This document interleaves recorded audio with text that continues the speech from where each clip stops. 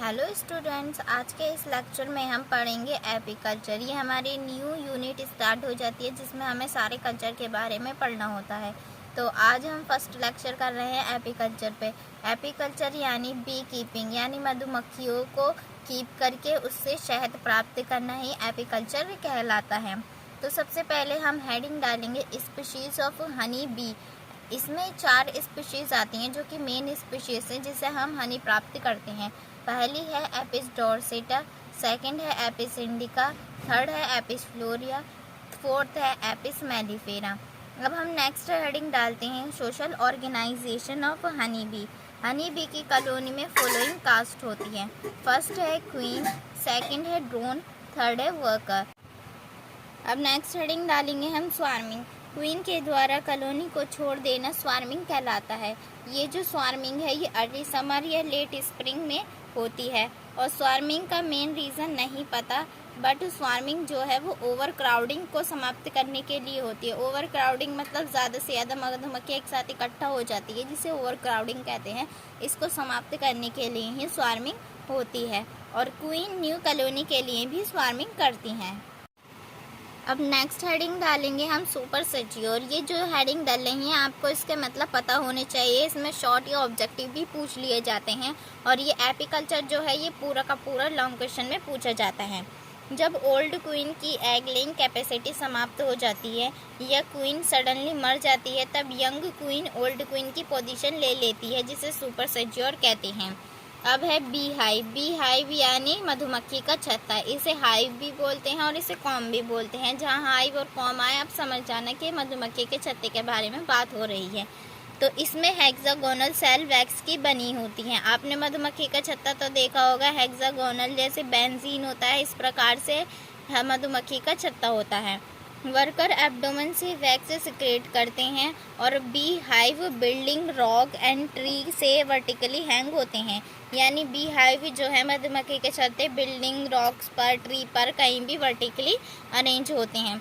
Bee hive में निम्न sales पाई जाती हैं: brood cells, worker cells, drone cell and queen cells. अब हम डालेंगे फ्लोरा फॉर एपीकल्चर, मतलब कौन कौन से फ्लोरा है, कौन कौन से ट्रीज़ हैं जो कि बेस्ट रहते हैं एपीकल्चर के लिए। तो सबसे पहले हैं नीम, जामुन, मेज, रोज़, स्वर्गम, पाम, चेरी, एप्पल, शीशम, कोकोनट, मस्टर्ड, गुआवा। ये सारी फ्लोरा ये ट्रीज़ हैं जो कि मेन है एपीकल्चर के लिए। अब हम नेक्स्ट हेडिंग डालती है सिलेक्शन ऑफ बीज फॉर एपीकल्चर, मतलब एपीकल्चर के लिए हम बीज का सिलेक्शन किस प्रकार करते हैं कि हमें कौन सी बीज चाहिए जो कि हमारे लिए बेस्ट रहेंगी और हमें अच्छा से अच्छा हनी प्राप्त होगा।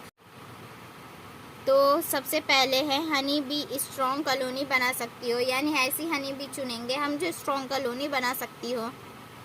नेक्स्ट है पैरासाइट एंड प्रीडेटर से प्रोटेक्ट होनी चाहिए, यानी वो हनी बी लेंगे जो हमें पैरासाइट और प्रीडेटर से फ्री होनी चाहिए। हनी बी को अधिक से अधिक हनी बनाना चाहिए। हनी बी किसी भी प्लेस पर कॉलोनी बना सकती हूँ, ऐसी बी का हम सिलेक्शन करेंगे। और क्या है, जो भी बी हमने ली है उससे हमें जो हनी प्राप्त हो रहा है वो एनर्जेटिक होना चाहिए और इसके लिए जो एपिस इंडिका है वो एपीकल्चर के लिए बेस्ट होती है। अब हम देखेंगे मेथड्स ऑफ बी कीपिंग, मतलब बी कीपिंग के कौन कौन से मेथड्स होते हैं। तो इसमें 2 मेथड्स यूज़ किए जाते हैं मेनली। पहला है इंडिजीनस मेथड, दूसरा है मॉडर्न मेथड। तो पहले हम इंडिजीनस मेथड के बारे में पढ़ते हैं।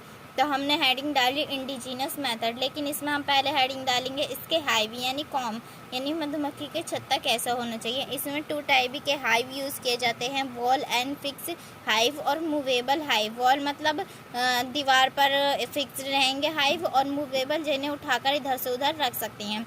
तो पहले हम हेडिंग डालेंगे वॉल एंड फिक्स हाइव। ये नेचुरल टाइप का कॉम होता है और हाइव का निर्माण किसी भी स्थान पर हो जाता है। इसमें एक साइड पर ओपनिंग होती है, बी उसी साइड से बी हाइव से बाहर आती है।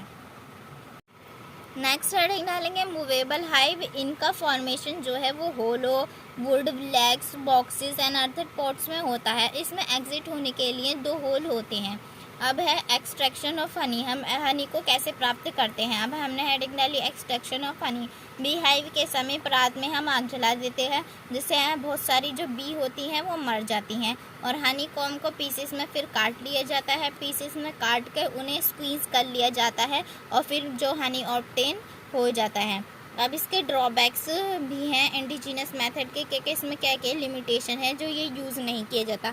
तो हनी में जो ब्लड सेल और पोलन सेल और लार्वा जो है वो स्क्वीज़ हो जाते हैं और कॉलोनी वीक हो जाती हैं, और न्यू कॉलोनी बनाने के लिए एक्स्ट्रा एनर्जी की नीड होती है, इसलिए हम इंडिजीनस मेथड का यूज़ नहीं करते हैं। अब सेकंड मेथड जो है मॉडर्न मेथड ऑफ एपीकल्चर, इसी का यूज़ किया जाता है। इसमें 3 मॉडल्स हैं। पहला है न्यूटन मॉडल। इसके ब्रूट चैम्बर में 7 से 10 फ्रेम्स होते हैं। ब्रूट चैम्बर के ऊपर सुपर चैम्बर होता है। इसका फ्रेम साइज़ 2.1 इंटू 6.5 सेंटीमीटर होता है। और सेकंड है लॉन्ग स्ट्रोथ हाइव। इसमें 10 फ्रेम्स होते हैं और फ्रेम साइज़ जो होता है 44.8 इंटू 23 सेंटीमीटर होता है। लॉन्ग स्ट्रोथ हाइव को स्टैंडर्ड हाइव के रूप में भी यूज़ करते हैं। आपको ये थ्योरी है, लर्न करनी पड़ेगी, थोड़ा लॉन्ग लग रहा होगा लेकिन याद तो करना ही है। थर्ड है जेलिकेट हाइव। इसमें 8 फ्रेम्स होते हैं। फ्रेम साइज 13 टू 18 सेंटीमीटर का होता है। अब देख लें अप्लाइंसेस फॉर मॉडर्न मेथड। कौन कौन से अप्लाइंसेस है जो मॉडर्न मेथड में यूज़ किए जाते हैं। इसमें पहला जो है अप्लाइंसेस है वो है टिपिकल मूवेबल हाइव। ऐसा हाइव बनाते हैं जिसे हम इधर से उधर उठाकर रख सकते हैं। तो ये क्या है, ये आर्टिफिशियल मूवेबल हाईवे से हम खुद बनाते हैं और वुडन बॉक्स का बना होता है। फ्रेम का साइज़ जो होता है, फ्रेम का साइज़ एंड नंबर हाइव की नीड पर डिपेंड करता है। हाइव में वर्कर एंड ड्रोन के अंदर आने के लिए एंड बाहर निकलने के लिए एंट्रेंस एंड एग्जिट पोर होता है, और क्वीन जो है वो हाइव से बाहर नहीं आती है। अब इस टिपिकल मूवेबल हाइव में 6 पार्ट्स होते हैं। फर्स्ट पार्ट है स्टैंड। हाइव का बेसल पार्ट होता है और स्टैंड एडजस्टेबल होता है। हाइव को स्लोपी डायरेक्शन में रखा जाता है। सेकंड है ब्रॉड बोर्ड। यह स्टैंड के ऊपर होता है और इसमें 2 गेट्स होते हैं, entrance gate and exit gate. अभी मैं इसका वो दिखाऊंगी डायग्राम, तब आपके समझ में आ जाएगा। थर्ड है brood chamber. Bottom board brood chamber को कैरी करता है। इसमें 5 से 10 फ्रेम हो सकते हैं। ईच फ्रेम में वैक्स शीट होती है और फ्रेम जो होते हैं वो हेक्सागोनल होते हैं। ब्रॉड चैम्बर सुपर चैम्बर होता है और ब्रॉड चैम्बर में कॉम प्रेजेंट होता है। ये बीहाइव का मेन पार्ट होता है। मेन पार्ट कौन सा होता है, ब्रॉड चैम्बर। फोर्थ है सुपर चैम्बर। यह विदाउट कवर एंड बेस का होता है। इसमें मैनी फ्रेम्स होते हैं और इन फ्रेम्स पर कॉम फाउंडेशन होता है। हाइव के एक्सपेंशन के लिए एडिशनल स्पेस होता है। फिफ्थ है इनर कवर। यह वुडन पीस का बना होता है और इसमें प्रॉपर वेंटिलेशन के लिए मैनी होल्स होते हैं।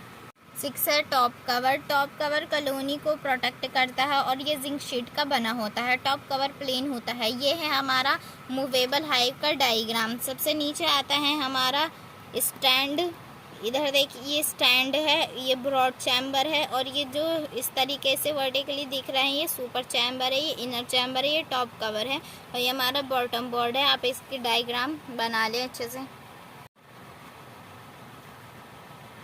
अब हम एडवांसेस देख लेते हैं मॉडर्न मेथड का, कि हम मॉडर्न मेथड क्यों यूज़ करते हैं और इसके एडवांसेस क्या हैं। बी की जो एक्टिविटी को हम हेड कर सकते हैं। हम बीस की एक्टिविटी देख सकते हैं कि वो क्या कर रही हैं, और बीस की स्वार्मिंग को मॉडर्न हाइव के द्वारा चेक करते हैं। और प्योर हनी हमें लार्ज क्वांटिटी में वो ऑब्टेन होता है, और अनफेवरेबल कंडीशन होने पर हम प्लेस को चेंज कर सकते हैं। यानी अगर हम अनफेवरेबल कंडीशन है तो हम इस हाइव को उठाकर किसी और जगह भी रख सकते हैं, और सेम हाइव का यूज़ हम मैनी टाइम कर सकते हैं। ये हमारे एडवांसेस थे। अब हम देखते हैं प्रिकॉशंस। प्रिकॉशंस क्या है, हाइव के नियर गुड फ्लोरा होना चाहिए, मतलब हाइव के नियर बेस्ट प्लांट होना चाहिए, फ्लोरा यानी प्लांट होना चाहिए, और पोलन एंड नेक्टर को कलेक्ट करना चाहिए।